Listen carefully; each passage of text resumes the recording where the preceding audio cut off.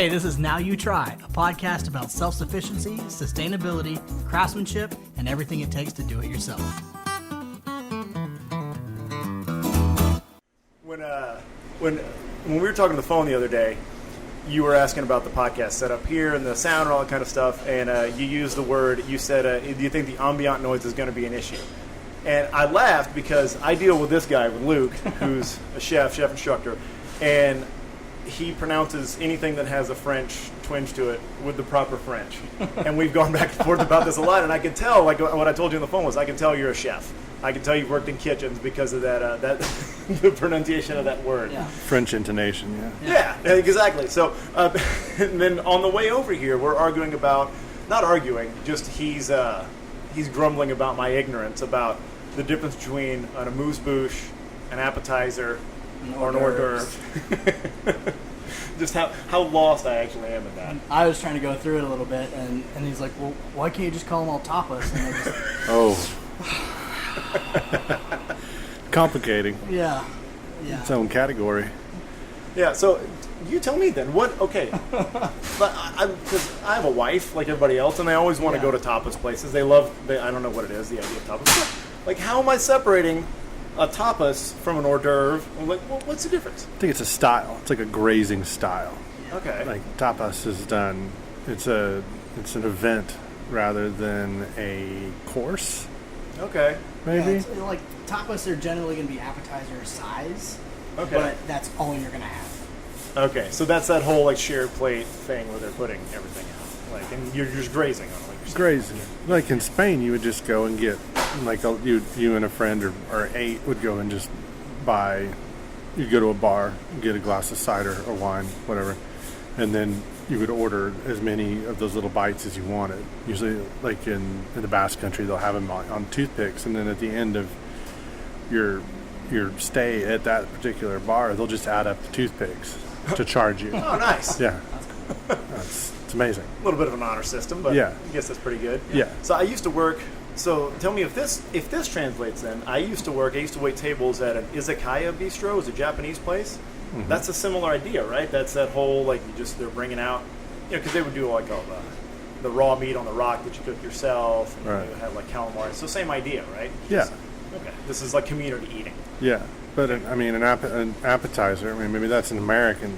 We're going to put that in an American category. That'd be the first thing that you eat to stimulate your appetite, which ironically would be like bread or Chips and sauce. Yeah.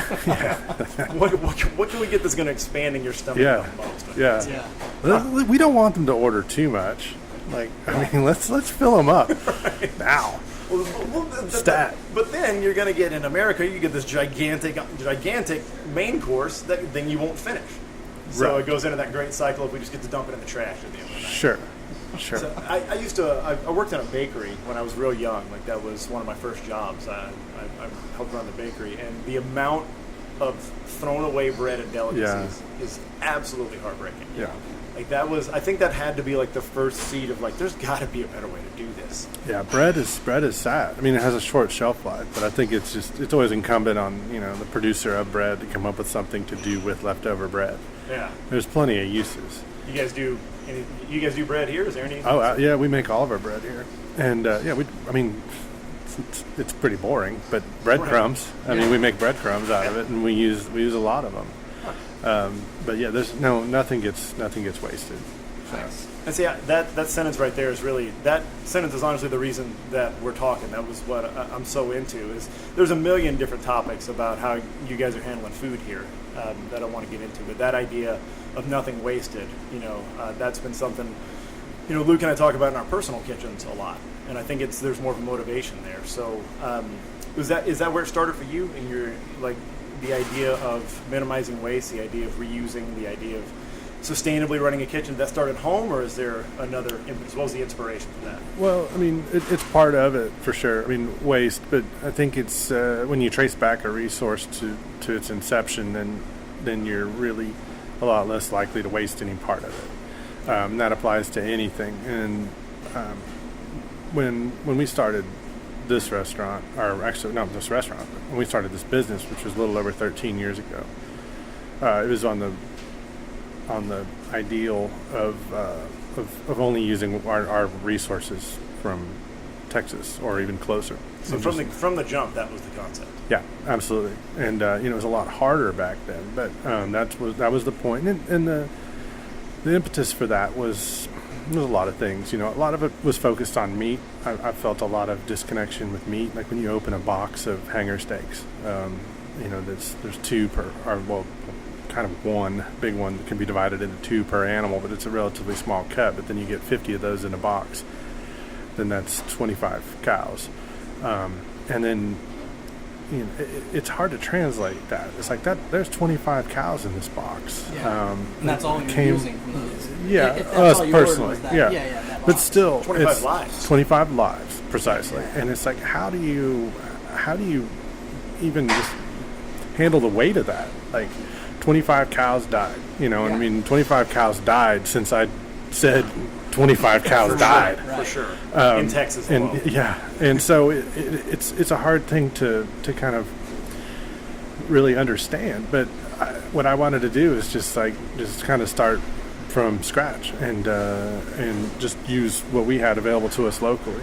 And a big part of that was meat. But I think that this part of the world does meat really well. Like we're kind of a harsh landscape here, and it's also part of the cultural narrative. So we really wanted to focus on meat. But waste is, for lack of a better term, a byproduct of that ideal. And so also we can't afford to, because everything we buy here at this restaurant is very expensive. It's like, and you'd think that it's local and it's going to be cheap. It's like, no, it's because we're paying people a fair rate for their product and their labor, and economies of scale don't happen. Yeah, it's such a common misconception that local stuff is going to be cheaper. Like, they didn't have to ship it, and they didn't have to. It's like, well, but most of the local stuff you're dealing with, if we're talking about like produce, for instance, a local farmer is going to be growing an acre of carrots, whereas a commodity farmer is going to be growing 500 acres of carrots. Yeah. So he can sell those a lot cheaper per pound than the local guy can. right.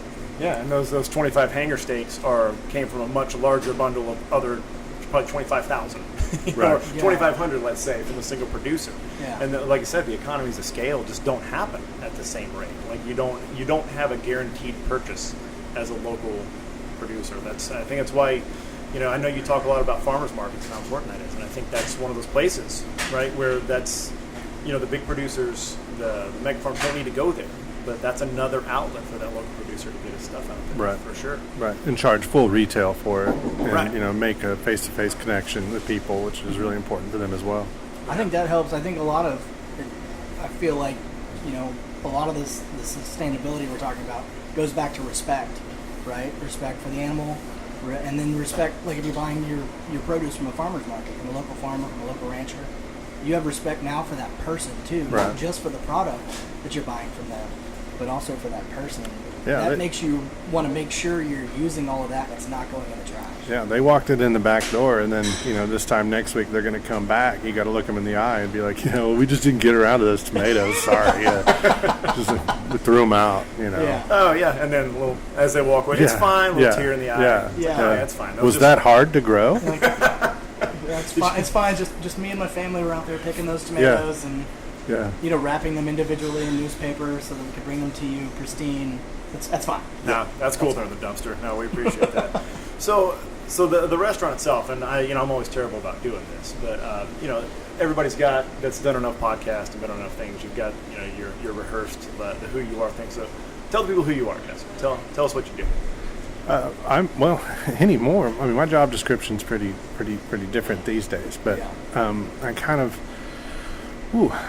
this is a good exercise, actually. I should be constantly yeah, evolving. I think that's a it good is. thing. Oh, it your is. title should be You always got evolving. to be It is. changing your elevator pitch, right? I deliver a lot of tortillas between the taqueria and the restaurant. So there's three entities. There's three businesses. There's Dai Due Butcher Shop and Supper Club, which was the first brick and mortar. I mean, we started off as what we called a supper club in 2006. And that's when we started serving all local dinners at either people's houses or hotels or farms, wherever anybody would let us set up, and we'd sell tickets to it. And this was prior to the pop-up, before that's, what they call it now. And we did that for years. And then we went to the farmer's market and sold sausages, mustard, pickles, things like that. And then we set up Dai Due, the restaurant, which is where we're sitting right now. And we have the Taqueria, which is downtown, which is kind of the same concept, except in taco form, obviously. And then we have. You think tacos do okay in Texas? They do. In Austin, People Texas, like them. specifically? Yeah, they do like them. They like them a lot. I like them a lot. Sure.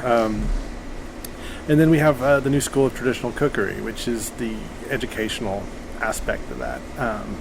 That's mostly where I'm oriented these days. Is what we call NSTC. We love acronyms around here at DD.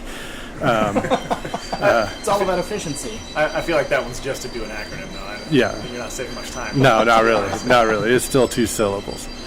But I kind of poke around between both restaurants, and then I handle all the correspondence and setup for these hunting and fishing schools and off-site caterers and classes, educational stuff. And that's what I do, especially this time of year. We're about to fire that up. Actually, this Thursday, I head to South Texas for the first time. It's hunting season. It's hunting season. I love it. And we'll be pretty consistently gone every weekend. I've got a little crew of different employees that don't work at either one of the restaurants. It's our NSTC crew that drives around in a big white van, and we'll be heading all over the state starting this Thursday. A bunch of mercenaries. Bunch of mercenaries. Yeah. A ragtag bunch. Yeah. So with DD, see, I'm getting on the parlance yeah. here. So Dai Due, this is where I could show off from the 2 kingdoms of food.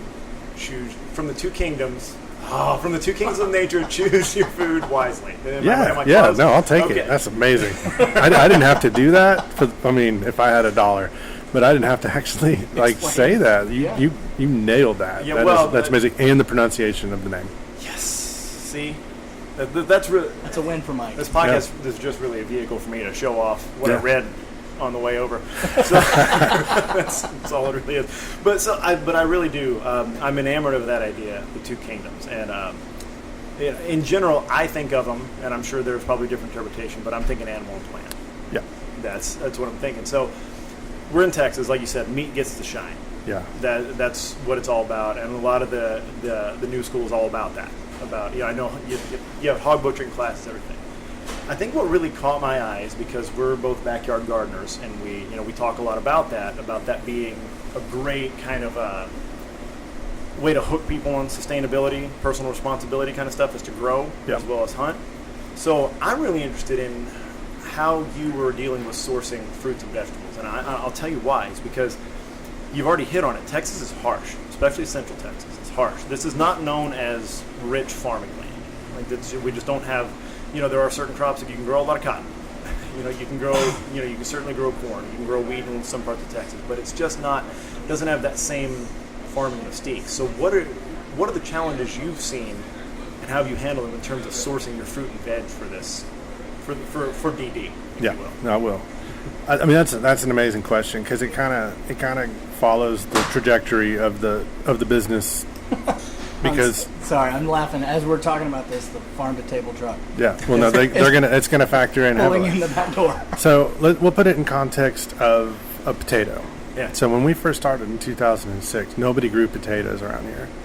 Every once in a while, you'd see some. Like in June, there'd be 9 pounds of potatoes at the farmer's market, and I'd have to swoop in and buy those. And then we would make something like the highest and best use of a potato soup or something.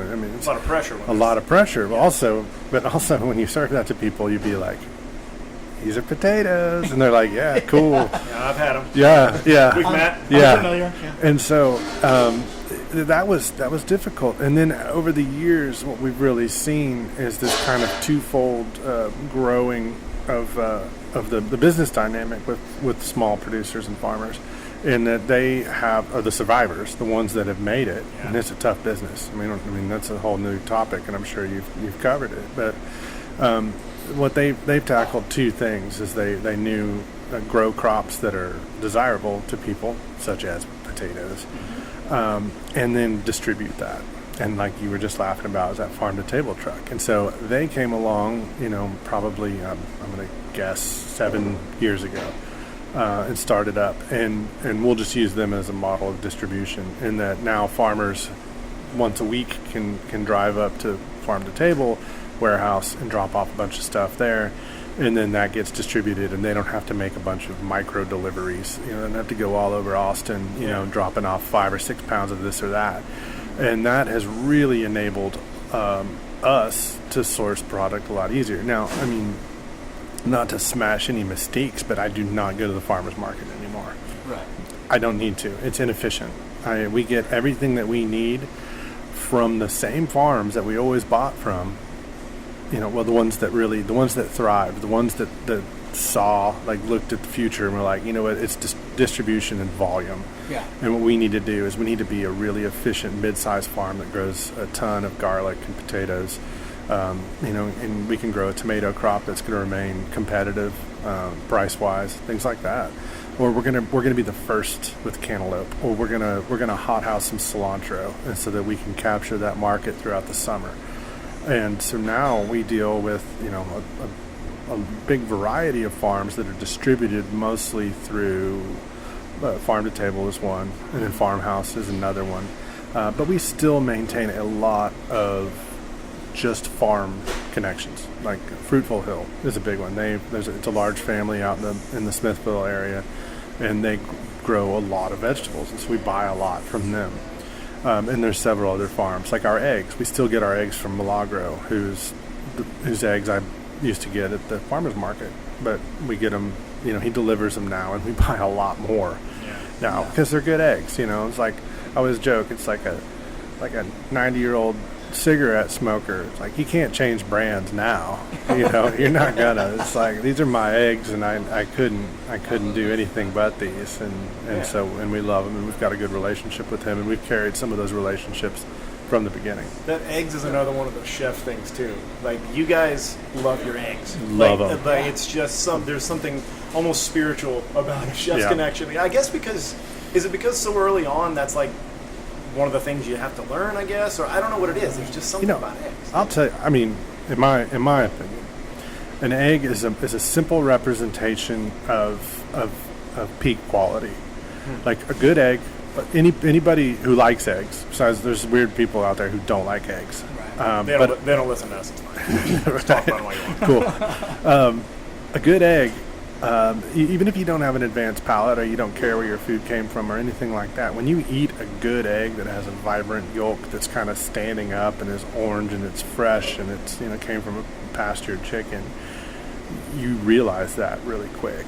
It's very obvious. It's not runny, like the whites aren't like liquid, and it doesn't look pallid. It looks beautiful, and it has a vibrant flavor to it. And I think it hits our brains in a certain way. It fires off a different synapse, and it makes you happy. And so I think eggs are very important. They're a base ingredient that can be amazing. And a bad egg. I mean, there's some producers where I don't much care for their eggs.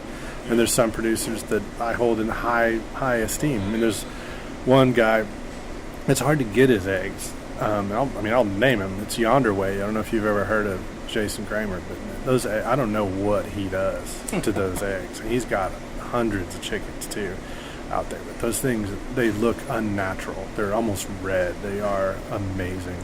Yeah. I think he tucks them in at night. I think he sings them lullabies. Yeah.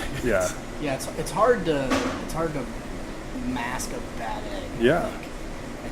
It's because an egg is, more if we're talking mostly about like a sunny side up egg. Yeah. You can't church that up. It's got to be great. Yeah. Agreed. Because it's just naked and it's there. It's usually on top of stuff too, right? So it's the first thing you're gonna see, and the flavor's got to be just so pure on top there. And if it's not, in that first bite. Like you said, cutting into the yolk and all that kind of stuff, you see it right away. And then think about marketing, just from a grocery store standpoint. Years ago, eggs had to be white, clean, and now a good egg is brown. Yeah. Right. It's like the collective consciousness has changed too.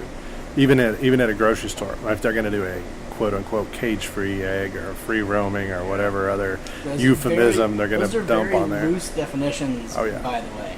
Yeah. Cage-free, free range, all that. It's not. Yeah. But they're brown. Yeah.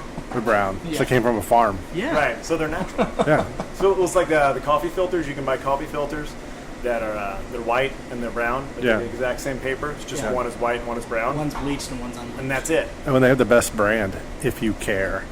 You know, that's That's a a thing. brand. If you care. So Nah, not really. Actually, don't. Yeah. I'm just going to do all the other stuff that's right and then not care about Yeah. that. If you care about our bottom line, Right. Yeah, exactly. No, well, oddly, I don't. I want to go back real quick to talking about sourcing produce. Yeah. I think a lot of people, because I know you're super seasonal, like right, you use what's in season, and that is going to, you know, going back to what Mike was talking about. You can't grow everything all year round. You can get everything year round at the grocery store, Right. but again, that doesn't mean that stuff's available year round. So a lot of people would see that as an extreme challenge to outfit an entire restaurant menu with only seasonal produce. But I'm guessing that you embrace that challenge. yeah, And absolutely. see that as a almost a forced creativity. Yeah, I mean, it's great. And plus, I mean, I view the food here as very simple. I almost have to enforce it sometimes. I'm not the executive chef here anymore. I'm just the owner. And Janie Ramirez is the chef here. She does an exquisite job of handling that. Because it's when you come from a different culinary background, it's really hard to get into that and be like, what do you mean we don't have onions? Like, we don't have onions.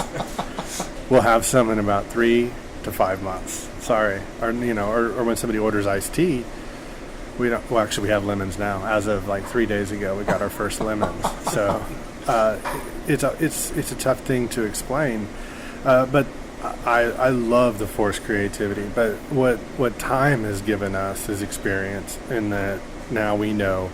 Oh, okay. In early November, preserve the hell out of peppers. Like, we really need to go pretty hard on that. And we will literally buy a ton of peppers and put them up. Cabbage, sauerkraut, things like that. We got to look ahead.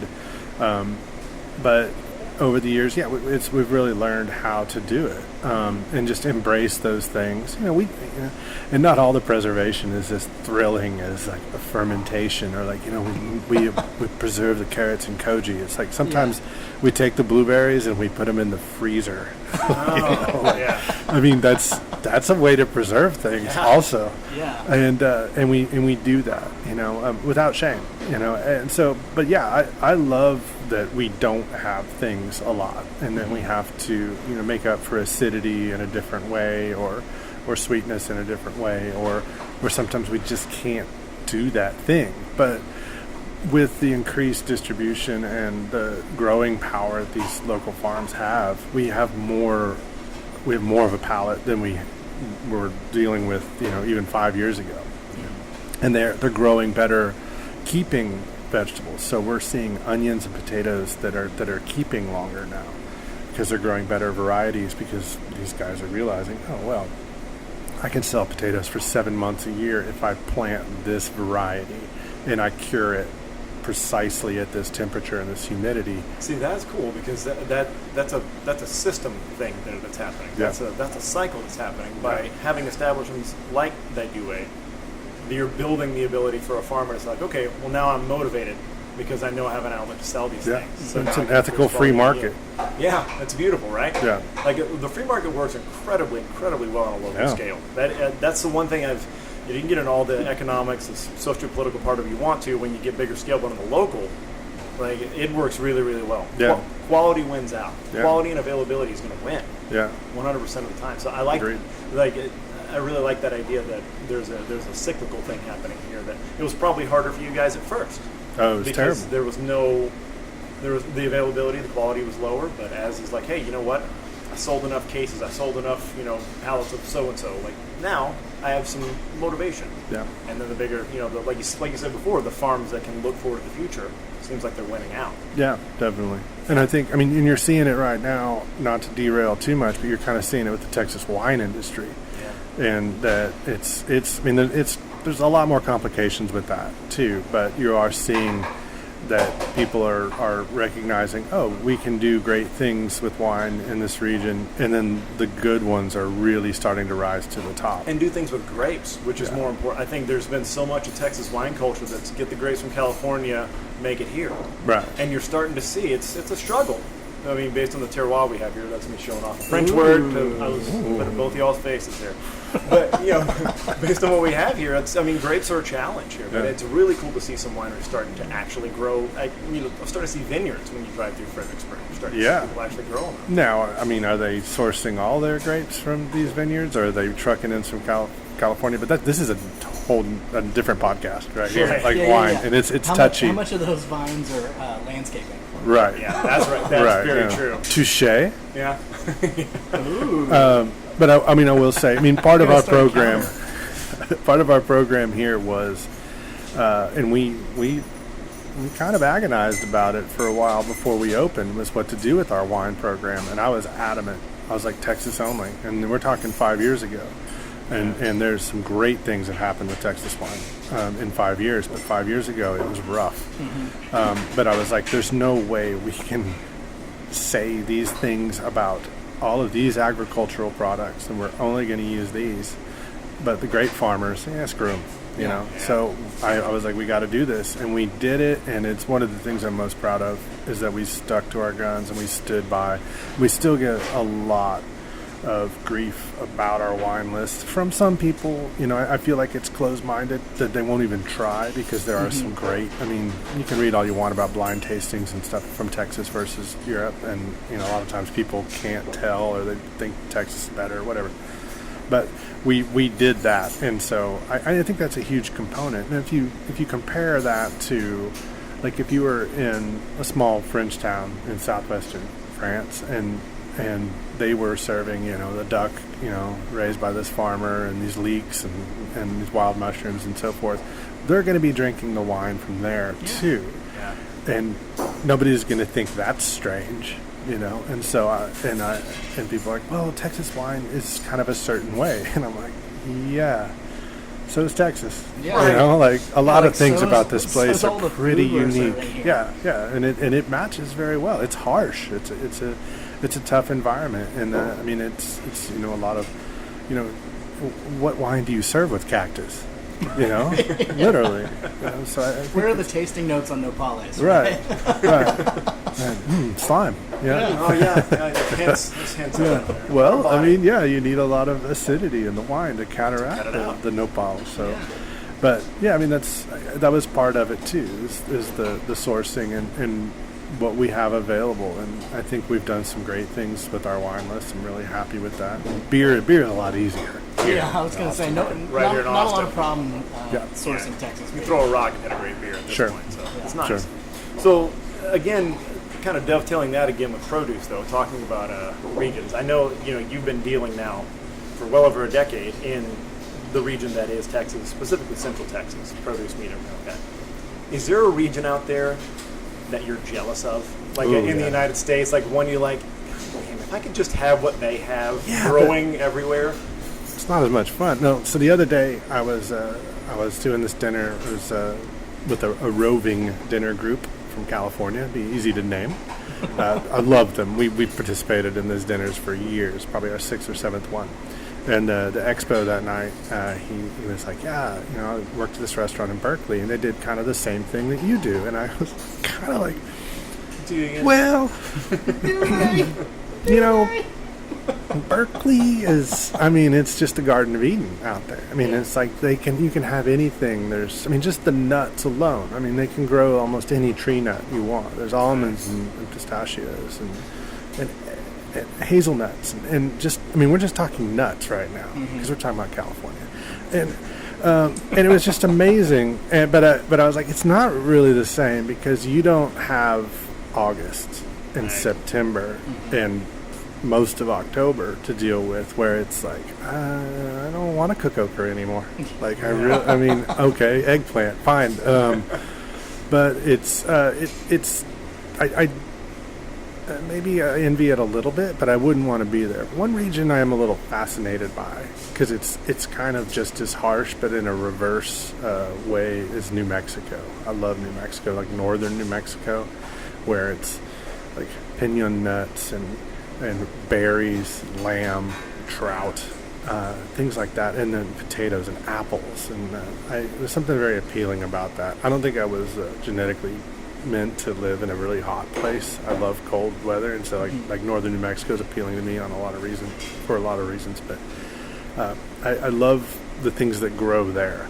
I think it's really cool. It's a lot of game, and then like a very short, intense growing season. But there's peppers. Right. Yeah. And that's so. I was in southern Colorado for an elk hunt recently, and that's what kind of struck me out there. I mean, that's the high desert. Is what you're dealing with. So it's. Obviously they have the warm summer, so a lot of that stuff's going to thrive. But it was just amazing to me.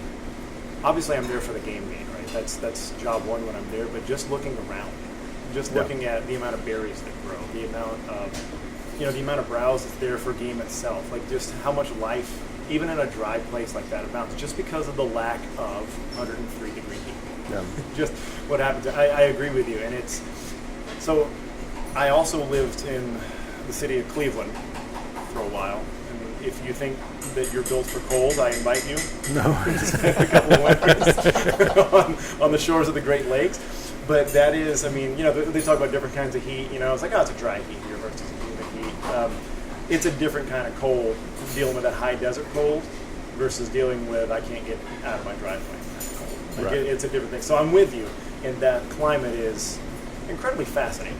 Like it seems like, and there's that, I think, if I can be so bold, I think having spent some time in New Mexico as well, I think probably what someone like yourself finds attractive about it is that it still offers challenge, and you still have to be creative because you are in the desert. Yeah. You still, you're in the foothills of the mountains, and you're still in the desert, and you still have problems to solve. Yeah. So it's not like a California place where it's like, I don't know, try it, stick it in the ground, it'll probably grow. Yeah. It's in the Midwest where there's.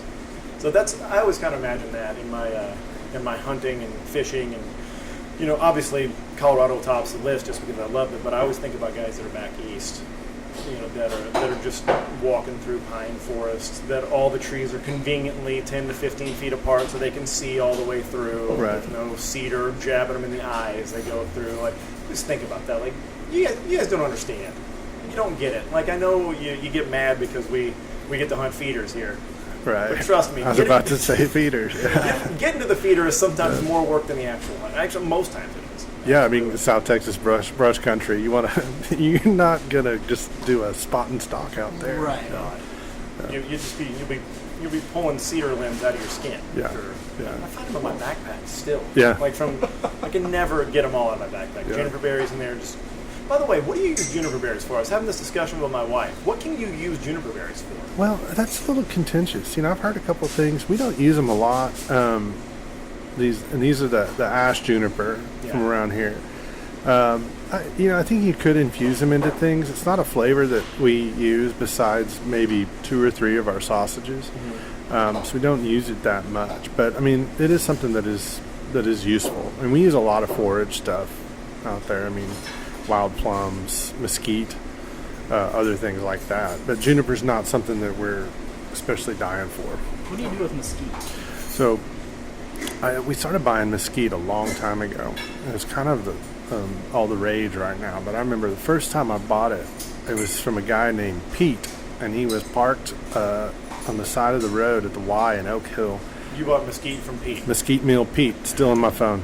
Oh, man. And so Pete had a big handlebar mustache and a big old hat to match, and Wranglers and boots, and he had a table, and then he just had a piece of paper he taped to it, and it just said mesquite meal, and I couldn't stop fast enough. I'm like, what? So I get over there and I bought everything he had. He said he just put it in his blender and blended it up, and we would just take it and infuse it into things to make like custard, stuff like that, because we couldn't get the ground into a meal very efficiently. This was many years ago. This is easily 10 years ago.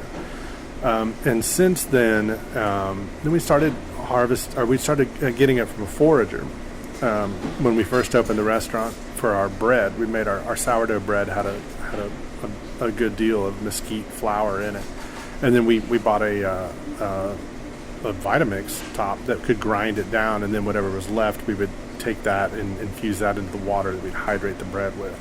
But so mostly bread, custards. It's one of my favorite things, just to mix with a little bit of sugar and egg and milk and make just a really good, like, simple custard, because it just brings that flavor out a lot. Is this a brand new thing, or is this an ancient technique that we're reviving, or is this, you feel like you guys... It's definitely been used for a while. It's a superfood throughout the Southwest. So like Arizona, New Mexico, Texas, a lot of mesquite has always been used by native people. It's a high in protein. If I'm not mistaken, it's one of the highest protein plants on the planet.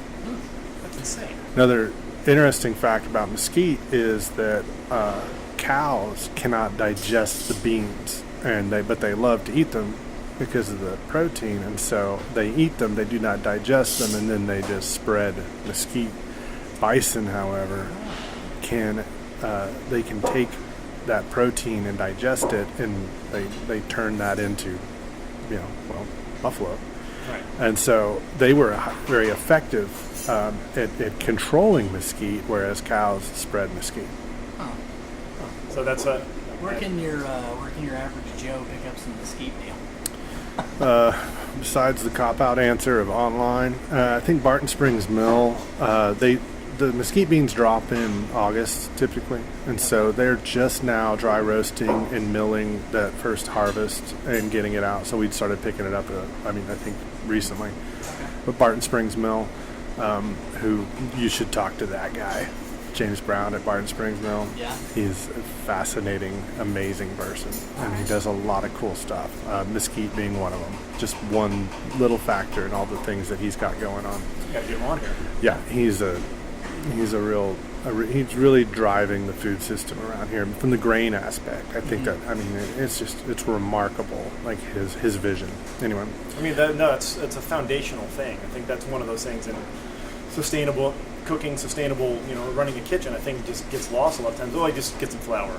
Yeah. Or you get your grains from here. You buy a bag or whatever. But thinking about that's a cornerstone. Yeah.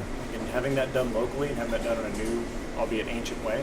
Yeah, but in its quality and price, his flowers are intensely good, like very, very good, fragrant. They have different character. It's really fun to work with. That's another thing that from an uneducated, an uneducated amateur cook, is that I didn't realize for a long time is the quality of flour and the quality of grains is that it is just way different from the bleach stuff you get in a bag. Yeah. Like it's you can truly experience the raw ingredient a lot different. So yeah, we'll definitely check him out. I think that'd be somebody driving, like you said, driving a food system like that.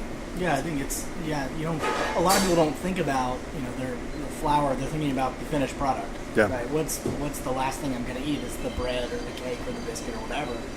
But if you're starting with, flavorless base, you're not going to have the most flavorful finished product. Right. So if your base has, say, character and aroma and all that, that's going to come from the final product. Yeah.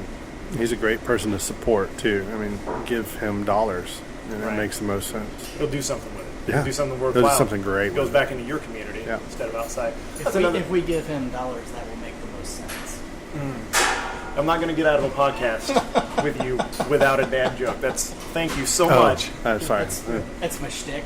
Yeah, I know. I'm been known to throw out a couple dad jokes here and there. He's been asking to bring a bike horn on the podcast for months, and I just keep saying no. A what? A bike horn. When he drops his humor. A bike horn. We'll just add it in post. It's fine. Yeah, it's fine. We can find all that. So moving from that to maybe the broadest question that we're going to ask you. We've talked a lot about the how and the whens of everything you've done. What's your why here of this idea of sustainable, locally sourced food? What started you down this road? What's the why? What's the inspiration? It comes down to resources. It's like what are our resources? And I mean, it's probably a very simple-minded view of it to think that if we only use the resources from around here and not take anybody else's resources, then we can mitigate some of the problems that have traditionally come from using other people's resources, i.e. salmon. We don't serve it here. just not. I feel like that's somebody else's. It's like, well, you could support, the salmon industry. And I feel like, well, first off, it gets plenty of support. Yeah. Maybe to, its detriment. Sure. But I feel like, and like I said, it's likely simple-minded in that what if we only purchased things from around here where we could feel the impact of those of that money being spent, not tangibly, but at least in a way where we're just keeping it within our community, and we don't have to worry about are we overtaxing this resource, or if we are overtaxing that resource, we need to tap the brakes on that. Like what flounder.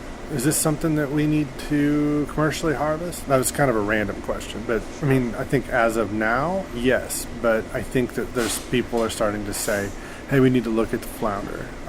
Do we need to commercially harvest this? They've bounced back, but this and that's about to happen in the Gulf. They're about to widen the intercoastal waterway. It could inhibit the flounder migration. These are things that we have to think about. Sure. And so maybe next year, I'm going to say, hey, we're going to tap the brakes on flounder. Let's go all in with mangrove snapper. Let's just, our black drum, which seems to be one of the better resources. Things like that. Instead of creating new systems to tap deeper. Right. Because I think that's the model a lot of times. It's like, well, we're almost tapped on this resource.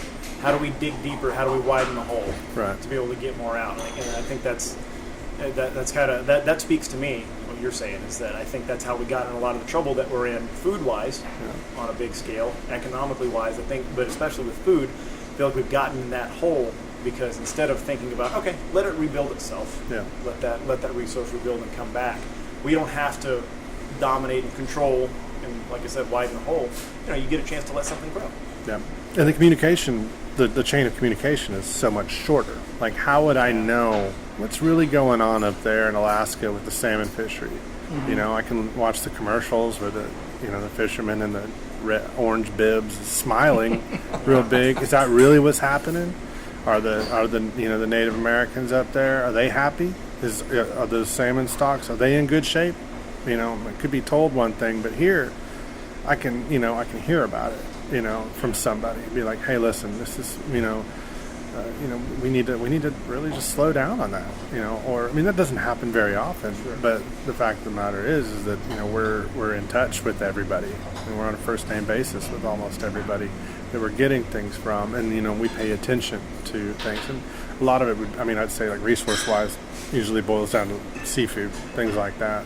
Everything else is pretty, there's better stocks of it, and that's one of the reasons that we focus heavily on wild game. Like, we're serving tons of nilgai and feral hog, and I have a first-hand eye. Do you have an eye hand?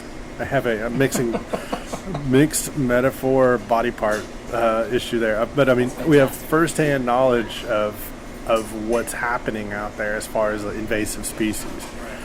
You can drive up and down 290 out to Fredericksburg now and say, oh, look, I saw 4 dead axis on the side of the road.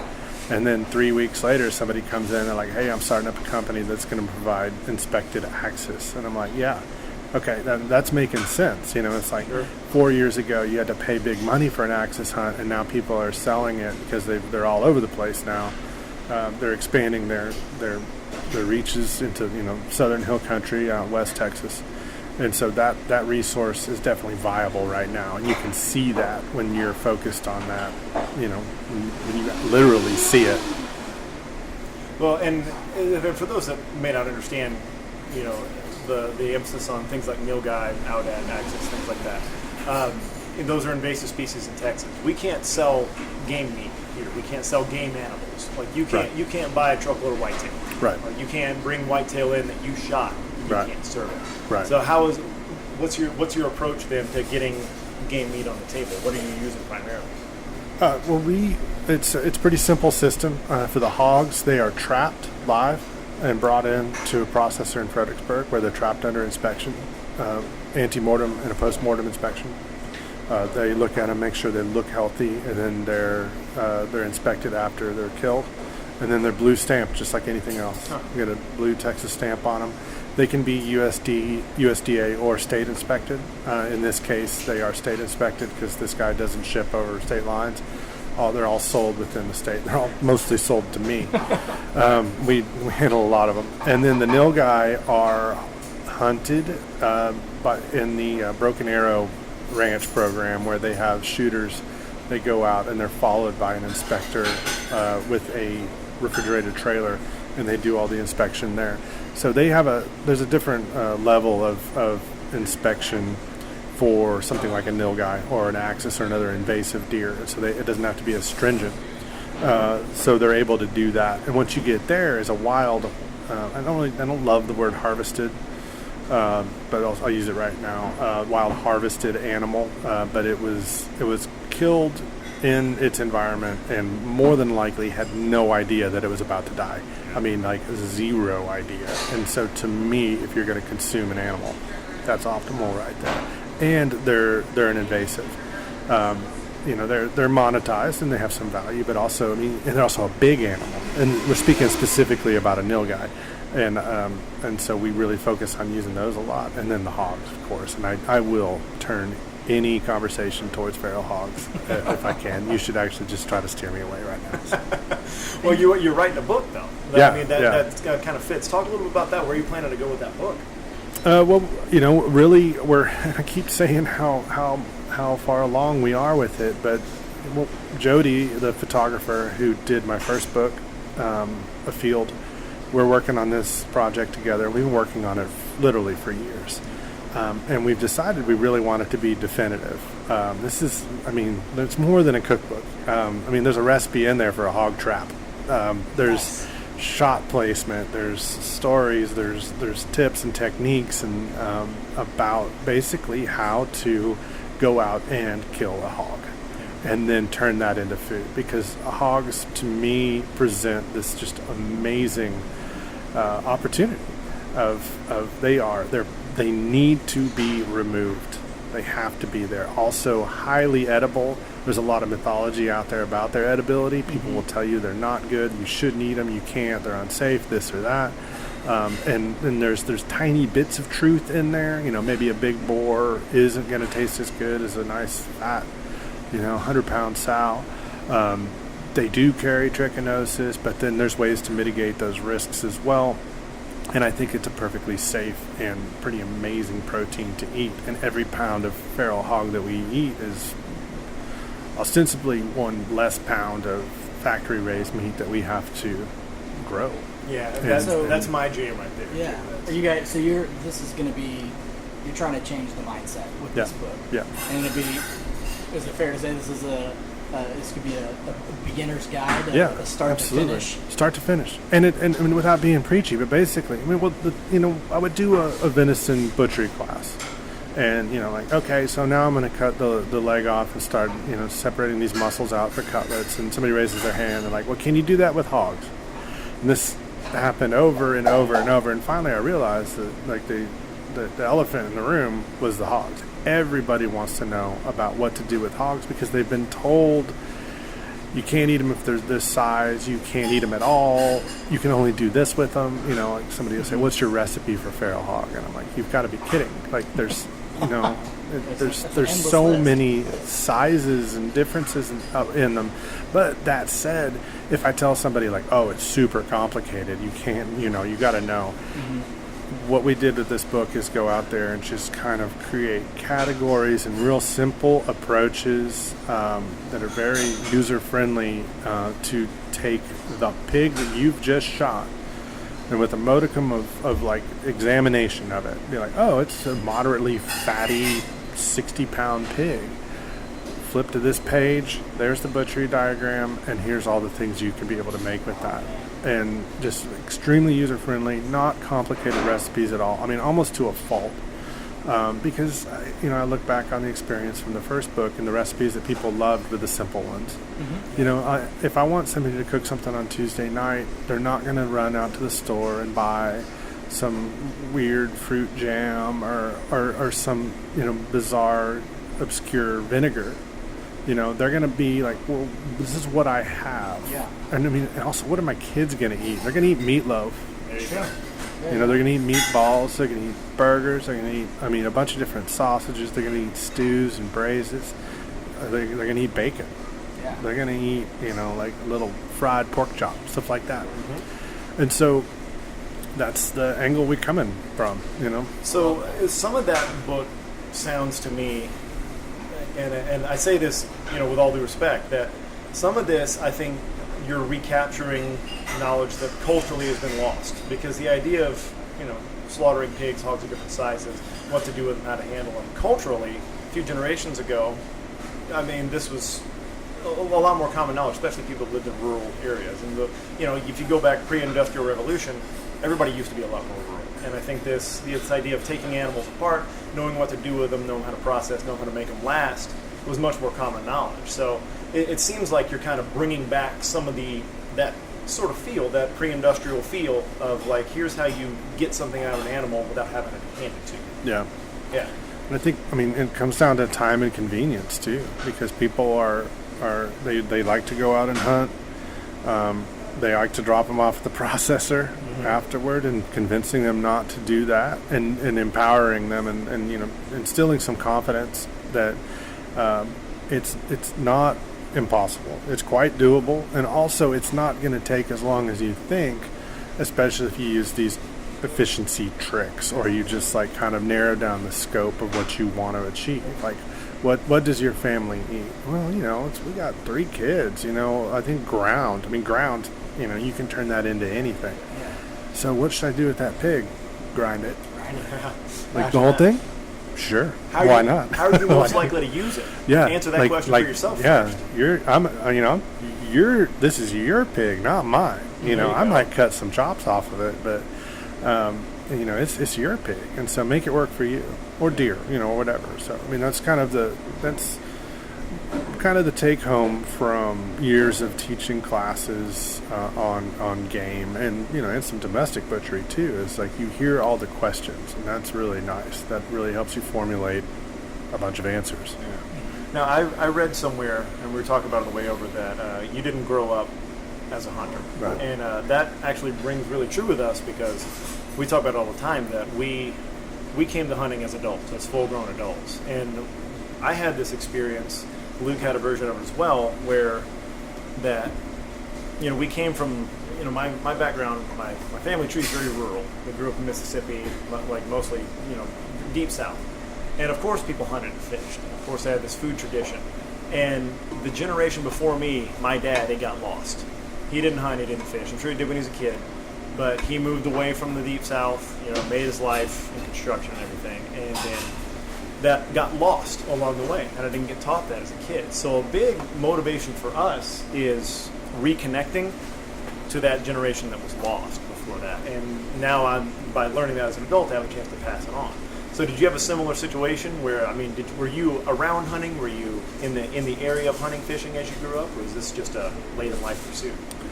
Well, fishing for sure. I grew up fishing. I fished for as long as I can remember, and I'm obsessed with fishing. I love it. And but hunting was something I always saw. I grew up in Denton, which is not a small town. It's at the time it was a mid-sized town, but it was also a big college town. Yeah. So I could kind of see it, see hunting around me, and I was fascinated by it. And then as soon as I started working in food, and then I learned to butcher first, and then then I started hunting after that, and so it kind of came at it from the opposite direction. I knew exactly what to do with an animal once I got the skin and the guts off. Yeah. But I had to learn how to get it, and I loved being outside, always have. I want to be outside constantly, and so hunting, there you go.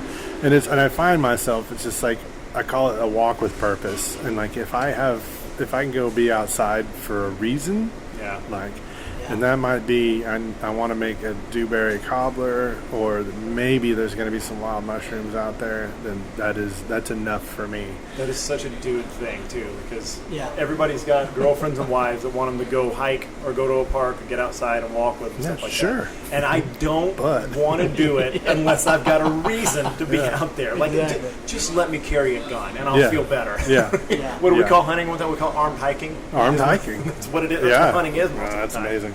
Yeah. Yeah, like there's definitely a dude thing to that. There's a guy thing where like just give me a reason to be out there. Yeah. Give me some sort of purpose for walking out in the woods for all this time. I acknowledge it's beautiful, and I will soak it all up. Sure. You know. Absolutely. But while we're here, I mean, come on, let's double up. Yeah.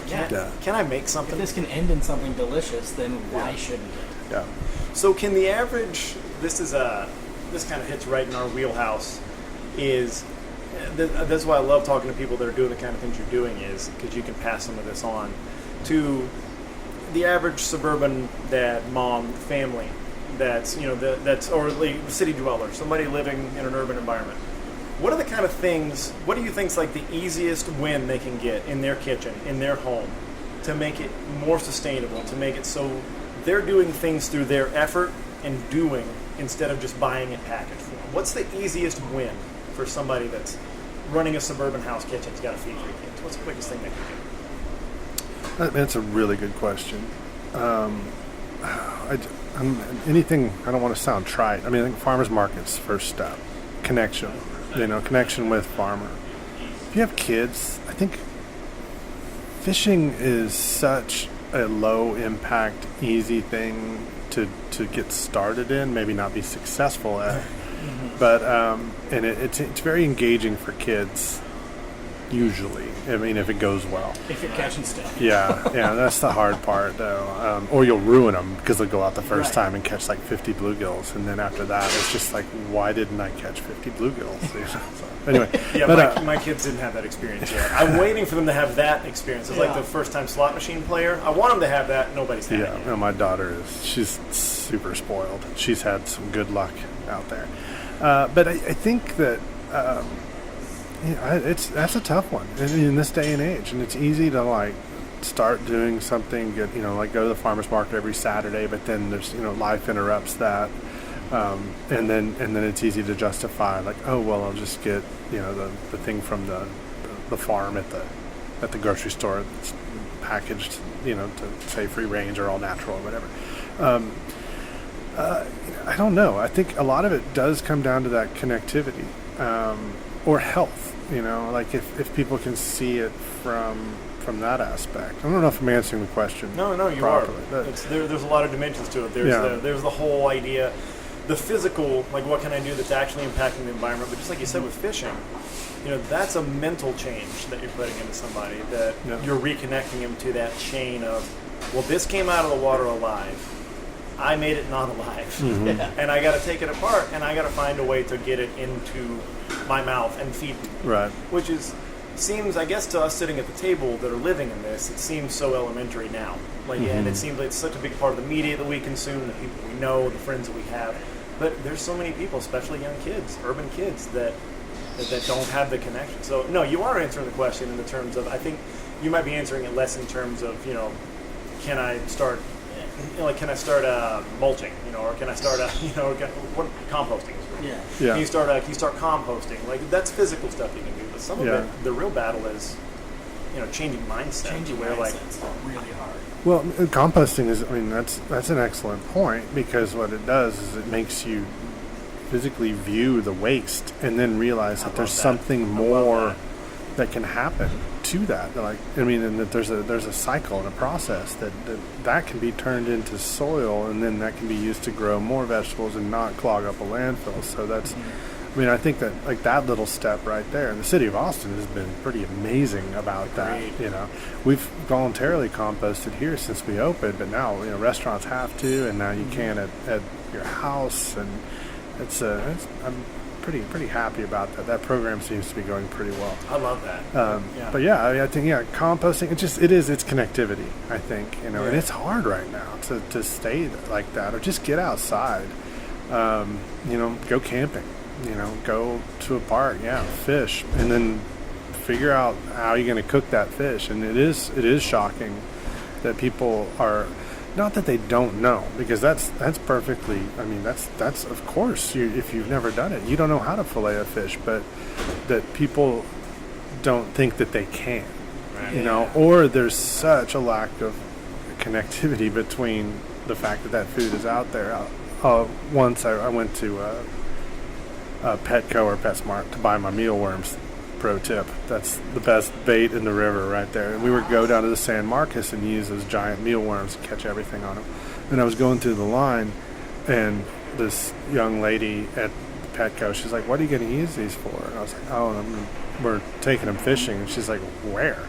And I said, "The San Marcos River." And she was shocked, and she looked at me and said, "There's fish in there?"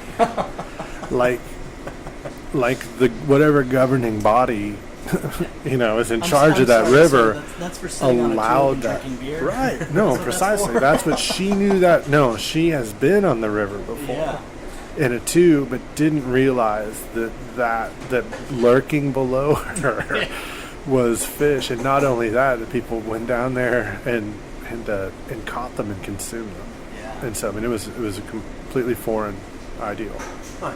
It reminds me of the show you did, the Das Boot episode you did with Alvin, where nobody realizes just out of the middle of the city is fantastic fishing. There's an entire thriving ecosystem, mainly because it thrives because nobody thinks to fish it. Yeah, it's real close. It's like 11-minute drive from my house to launch there at that bridge, and it's incredible. I mean, there's a lot of resources around here. We live in an amazing place, and I hear people complain about state governments and the TPWD and all this all the time, and it's like I feel like they do a really wonderful job. We're blessed with TPWD. People need to go and deal with other organizations in some other states, and then come back and deal with TPWD at Dragon Point. They're human, and I feel like they really, they've got a lot of people, to take care of and listen to, and we complain about these regulations and that, but at the end of the day, I feel like they are a dedicated organization that just wants more resources and more access to resources, and they, in a highly private state, they make it relatively easy to get out there. So to circle back, there are a lot of parks and places to gain that access, and also, there's classes and weekends and hunts and fishing excursions and things for kids and all kinds of stuff that's out there. There's resources. You happen to host some of the classes. Yeah, it's true. I work with Parks and Wildlife every December for a new hunters workshop. I hate saying this because it's precisely 1% of the price of our hunting school. Yeah. But you can go, and it was under. How much do you believe in this initiative? I really do, though. It's cool. Put it to the test. It was undersubscribed last year. I couldn't believe it. We had a couple no-shows. I don't remember how much it is, but it's a 3-day hunt at Inks Lake State Park, but they closed the park down. You have to find your own lodging, but you can camp at the park. You can get a hotel. You have to provide most of your meals, but I'll cook one for you. Yeah. And then we guide, and you have an opportunity to take a couple deer, and everything is demonstrated there for you, and it's like $25. And they can't get people out there. That's amazing. Yeah.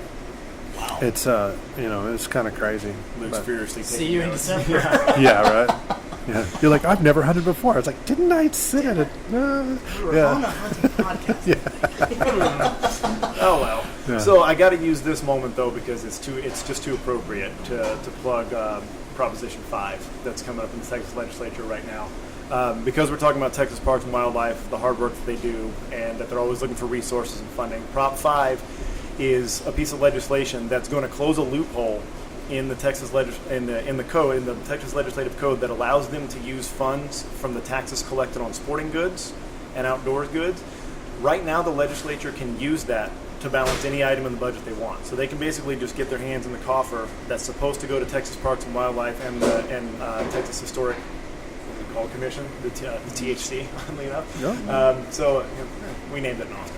So I'm going to use this moment to say that anybody's listening to this that's a Texan, get out and vote on November 5th, because what that will do is close that loophole. So 100% of the funds that come from the stuff that we all buy to get outdoors is going to now go to the proper place. It's going to be in hijack. So had to use that right there. It's a perfect example of, you know, if you got a platform, if you got one that's bigger than ours, use it. Yeah. Get it out there before November 5th. People need to vote for this. Yeah, Care about the outdoors. that's awesome. So we got one listener question, then we're going to let you go. And it might lead to two listener questions, just so you know. But the question we got was from Hayden, and he asked, what the hell do they do to make their Reuben so good? That was it. That was the question. So, but it led me to think, like, I didn't do enough homework to know, do they actually serve a Reuben? Wow. I imagine. So that's the first question. How the hell is it so good? Okay, well, first off, we need to clarify a minor point. It's not a Reuben. See, that's what I was worried about. That's what I was worried So a Reuben is made with corned beef. This is pastrami. about. Okay. So this is smoked, cured- but it's cured the meat. same. Other than that, other than the smoke, the composition is the same.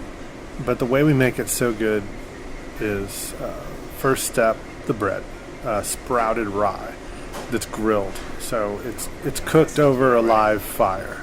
So the rye, I think the rye is really good. We buy these rye berries and we sprout them. So there's a lot of density and texture to the bread. Sauerkraut we make in-house. So it's cabbage and salt. That's the recipe.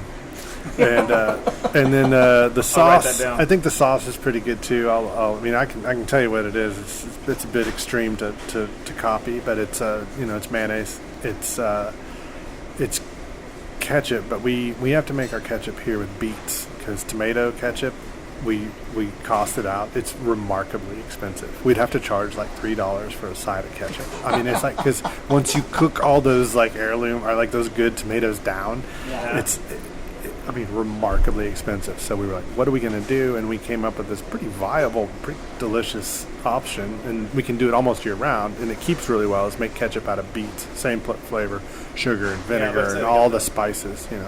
Beets have everything you need. If you think about it. Yeah. You got the sugar content, like the tomato, a little bit of acidic. Man, Yeah. that's So awesome. the sauce, we call it Beet Thousand, and it's mayonnaise. Those would be Milagro egg yolks and in the mayonnaise, and then some beet ketchup, and then we put some of our sambal in there. So we make this sauce about this time every year. A little bit, actually, probably about a month ago, when the red jalapenos are at peak, and we smoke them, and we blend those with vinegar and garlic and salt, and make kind of like it's a sambal, the same texture as a sambal you buy, but it's made with chipotles, so smoked red jalapenos. So that goes in there too. And then there's the pastrami, which is whatever. Wait. You gloss over the pastrami being whatever.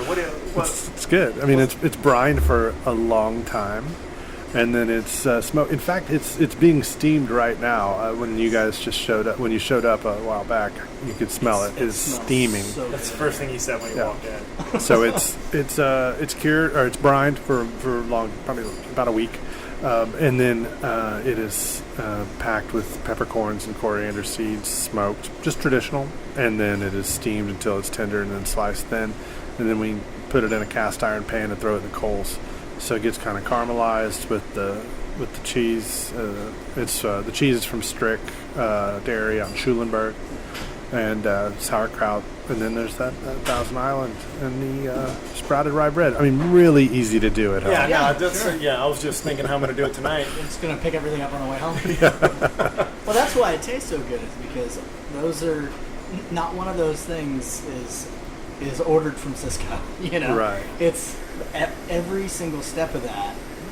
Yeah. I mean, all the way down to mayonnaise is tons of love and respect for the products, and you're doing it all in house. It's all here. It's all from Texas. That's why it tastes so good. Yeah. Short answer. Yeah, sure. You guys throw rocks at the Cisco trucks when they go by? I mean, Cisco, Walmart, things like that. It's real easy to demonize things like that. But like Walmart is the largest distributor of organic food in the world. That's a good point. And they also do a lot of incredible things. primarily in Arkansas, like where they're from. And if you've ever been up there, it's an incredible place, and it's dominated by Walmart. And there's a real dichotomy up there, like what your perception of Walmart might be, and then what Walmart does specifically for that community up there. It's pretty incredible. That state revitalized. Yeah. People don't realize that. Yeah. Like, I've had people in my neighborhood that will, on one hand, just talk all kinds of shit about Walmart and their practices, which I get. Some of it gets valid, I get it. But at the same time, it's like, we were planning to go up to Arkansas. They got some great spots up there. We can vacation at Springs. And we're like, yeah. First off, I didn't know we could cuss. Shit. I noticed when he paused on the... You got like 90 seconds. Just get them all out now. Just Just a litany of just he like paused, curse words. He paused on the buffalo shit earlier. Yeah, I It's did. buffalo pause. Yeah. If you want to say shit real quick, we'll go back and put that in there. No, it's all right. Yeah, we'll slice it back in, and if you do, we'll just cut curse words every once in a while. We'll just have to do another one. So Jesse seems more legit. We'll just do another one with Jesse, and you can just let him fly. Yeah, then that'll will do. Make up from last time. That one will have a little E next to it in the podcast. Yeah, So we get that one out there. No, man. Hey, we appreciate your time. I know you're a busy guy. I know you have a ton going on. You going hunting soon? Tonight. Oh yes, I'm planning to go out too. You going out with the bow? I'm guessing. No, we're hunting hogs tonight. Oh, you're going for hogs? Okay. Yeah. I got a feeder running right after dark, and I got a night vision scope, and there's going to be blood. Beautiful. I love it. What are you shooting? 308. Nice. Yeah. Do the job. No, freezer is empty. I got like 2 pounds of breakfast sausage left. I mean, it's dire. I think I commented on your Instagram post. It's like, I just pulled the last piece out, and it's exciting because you can see the bottom of the freezer, which means it's hunting season. Yeah. But it's also like a lot of pressure. We should run out. Like have a little hunger in the teepee. Yeah. I think that's cool. Definitely. But I mean, we're getting down. There's not as many. There's like a diversity of cuts, so I'm like, I feel really good. But if I fail tonight too, I mean, there's also that. So, but I think that's part of it. I love it. Back to eggplant parmesan tonight. Yeah. Okra. Yeah. Okra again, kids. Yeah. Sorry. Yeah. Well, awesome, man. Well, good luck to you. Thank you. Thanks for listening to the Now You Try podcast. Check out content related to this episode and all other episodes, or contact us with questions at nowyouTry.com.